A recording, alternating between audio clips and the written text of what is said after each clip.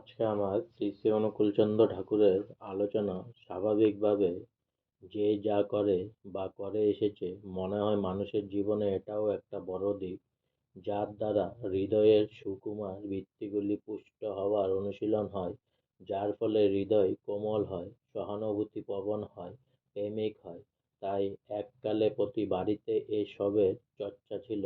এটা ছিল গৃহস্থ বাড়ির একটা বিশেষ অঙ্গ, যা সে জন্মসূত্রে মজ্জাগতভাবে পেয়েছে, যা না থাকলে জীবনের রূপ, রং, রস বলে কিছুই থাকে না। এটা নিছক একটা বৈষয়িক বা অর্থকরী ব্যাপার নয়। জনৈক কবির কয়েকটা লাইন মনে পড়েছে: যদি জুটে মোটে একটি পয়সা খাদ্য কিনিও ক্ষুধার লাগি, যদি দুটি জুটে তবে অর্ধেকে ফুল কিনে নিও হে অনুরাগী। বাজারে বিকায় ফল তুন্দুল, সে শুধু মেটায় দেহের ক্ষুধা, হৃদয় প্রাণের ক্ষুধা নাশে ফুল, দুনিয়ার মাঝে সে তো সুধা। ক্লিনিকে কাজ করা লোক তো বটেই, আমাদের বাড়িতে নিত্য প্রচুর লোকের আনাগোনা আছে। দেশের বাড়ির লোক, পারিপার্শ্বিক আত্মীয় স্বজন, রোগী, চিকিৎসক ইত্যাদিতে প্রয়োজনে অপ্রয়োজনে মানুষের সমাগমে বাড়ি সর্বদা জমজমাট থাকে।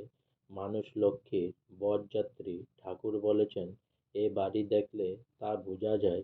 তাদের আদর আপ্যায়ন, সেবা পরিচর্যা সব সে নিজের হাতে করে। এ বয়সে রান্নাবান্না, পরিবেশন, ধোয়া মাজা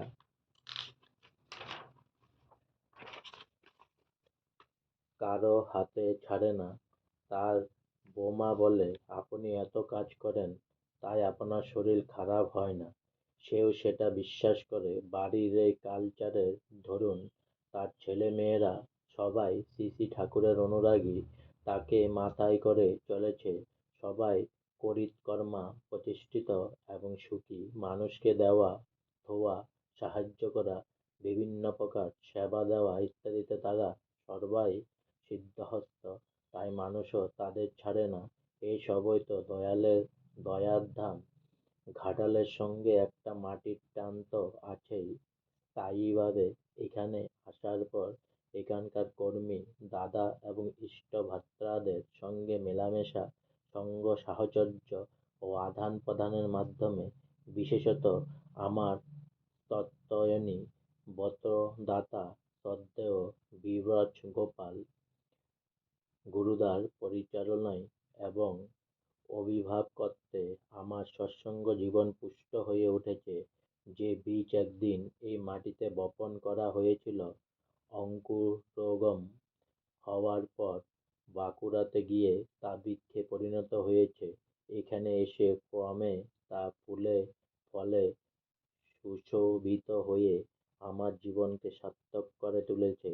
এর থেকে উত্তরণে জীবন্ত দৃষ্টান্ত আর কি হতে পারে? আজ এই জীবন সায়াঙ্গে আমি তৃপ্ত, আমি ধন্য, আমার আর পাওয়ার কিছুই নেই। আজকে আমার শ্রী শ্রী অনুকূলচন্দ্র ঠাকুরের আলোচনা এখানেই সমাপ্ত হলো। তাই একবার বলুন জয় গুরু। অনেক অনেক সাবস্ক্রাইব করুন আমার চ্যানেলটি, অনেক অনেক লাইক করুন প্লিজ।